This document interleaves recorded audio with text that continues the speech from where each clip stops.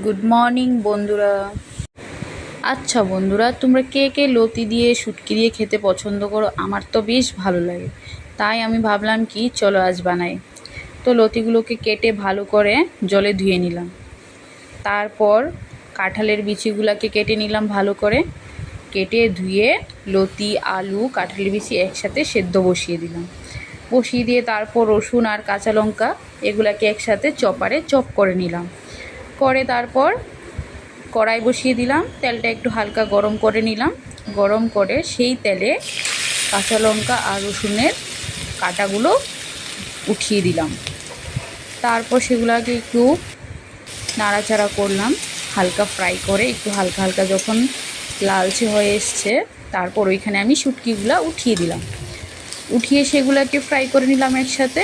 Fry করে তারপরে একটু ভালো করে ফ্রাই করে ওই ফ্রাইয়ের মধ্যে লতি, সে সেদ্ধ করে রাখা লতিগুলো উঠিয়ে দিলাম। কচুর লতি তোমরা যাই বলো। তারপর ওর মধ্যে হলুদের গুঁড়ো, নুন, তারপরে কাশ্মীরি লঙ্কার গুঁড়ো একটু কালারের জন্য দিয়ে দিলাম। দিয়ে ভালো করে একসাথে ফ্রাই করে হালকাভাবে ফ্রাই করবে, বাস হয়ে গেল।